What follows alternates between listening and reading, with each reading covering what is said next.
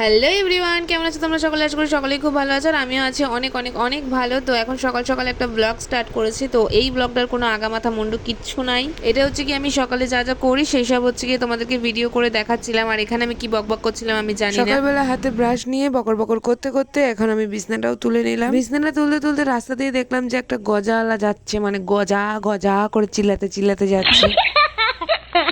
তাই ওনার কাছ থেকে 20 টাকার গজা নিয়ে নিলাম। গজা খেতে কার কার ভালো লাগে বলো তো? আমার তো ভালোই লাগে। দেখো ওনার পাল্লা বাটকারাই সোজা হচ্ছে, তারপরে ওটা সোজা হলো, গজাটা মাপা হলো, তারপরে আমি পয়সাটা দিয়ে দুমদাম চলে এলাম ঘরে। ঘরে আসতে না আসতেই ভাই বায়না করলো যে আমি এখনই গজা খাবো। তাই ওকে আমি বললাম যদি গজা খেতে চাস তাহলে আগে ছাতুর শরবতটা খেয়ে নে, তারপরে গজা খাবি। এখানে সকাল সকাল মুখ টুক ধোয়ার পরে আমি 2টো গ্লাসে জল আর চিনি নিয়ে নিয়েছি। তারপরে এখানে ছাতুগুলো নিয়ে নিচ্ছি, 2 চামচ 3 চামচ করে ছাতু। সকালবেলা যদি তোমরা এটা খেতে পারো তাহলে পেট মন মস্তিষ্ক হাত পা সবকিছু ঠান্ডা হয়ে যাবে।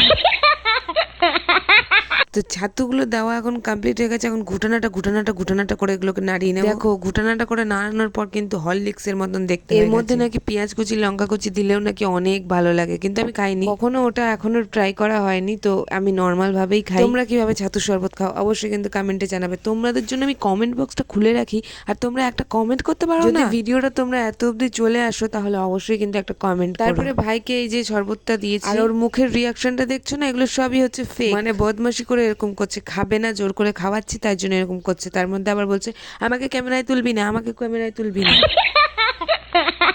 তারপরে ওকে দেওয়ার পরে আমিও এখানে নিয়ে বসে পড়েছি ছাতু শরবত। সকালবেলা এরকম ভাইয়ের সাথে ঝগড়া অশান্তি মারামারি ঝগড়াঝাটি সবকিছু করে খেতে খুব ভালো লাগে জানো তো। আর তারপরে তো ওকে বলেই রেখেছিলাম যে ছাতু খাবি, তারপরে হচ্ছে গিয়ে গজা দেবো, তাই দিয়ে দিয়েছিলাম একটা গজা। কিন্তু গজাগুলো না কেমন নরম নরম, বেটা আমাদেরকে ঠকিয়েছে গো। সাত করে একটু গজা নিলাম, ওটা যদি নরম হয় তাহলে কি ভাল লাগে। এই ভয়েস ওভারটা আমি 2 দিনে দিয়েছি। এতটাই ল্যাথখোর মানুষ যে আমি একদিনে ভয়েস ওভার দিতে পারি না, তাও আবার একটা 3 মিনিটের ভিডিওতে আমি হচ্ছে একদিনে একদম ভয়েস ওভার দিতে পারি। কতটা পরিমাণ ল্যাথখোর হলে এরকমটা হতে পারে তোমরাই বলো। গাইস ওসব কথা বাদ, আমি তারপরে হচ্ছে গিয়ে ছোট ছোট মরলা মাছ কেটেছিলাম। তারপরে আমি স্নান টান করে একবারে চলে এসেছি, মানে স্নান করে নিয়েছি মাছ কাটার পরে। নতুন একটা নিয়ম আবিষ্কার করেছি আমি, যে মানে আমার মধ্যে আর কি। তো আমার মাছ কাটার পরে আমার আর কোনো কাজ করতে ভালো লাগে না, তখন আমার স্নান করতে মন চায়। তার জন্য আমি এখানে স্নান টান করে চলে এসেছি। আর তার মধ্যে আমি ভাত বসিয়েও দিয়েছি, কারণ সকালের খানাটা তো খেতে হবে। এই দেখো ভাত বসাতে না বসাতে আমার কিন্তু ভাত হয়েও গেছে। জানি অবাক লাগছে যে ভাত বসালে তার পরের ক্লিপে একদম ভাত খাওয়া হয়ে যাচ্ছে। আরে গাইস এটা তো অনেকক্ষণের একটা ভিডিও, কিন্তু মাঝখানের কিছু কিছু ক্লিপ নেওয়া হয়, তাই জন্য এই ভিডিওটার এরকম অবস্থা। আলু সিদ্ধ আর ডাল মাখা দিয়ে আমি এখানে ভাত খাচ্ছি। যারা যারা ডাল মাখা খেতে পছন্দ করো অবশ্যই কিন্তু কমেন্টে জানাবে। খাওয়া দাওয়া কমপ্লিট করে এখানে আমি ডালটা সোমবার দিতে বসিয়ে দিয়েছি। এখানে কয়েক টুকরো আমও কেটে দিয়েছি, সেগুলোই তোমাদেরকে দেখাচ্ছিলাম। গরমকাল এখন, তাই টক ডাল তো ম্যান্ডেটারি একটা ব্যাপার। তো গাইস আজকের মতো ভিডিওটা তো এইটুকু। দেখা হচ্ছে তোমাদের সঙ্গে নেক্সট কোনো ব্লগে। আর আমার ব্লগটা তোমাদের কাছে কেমন লাগলো সেটা কিন্তু অবশ্যই জানাবে।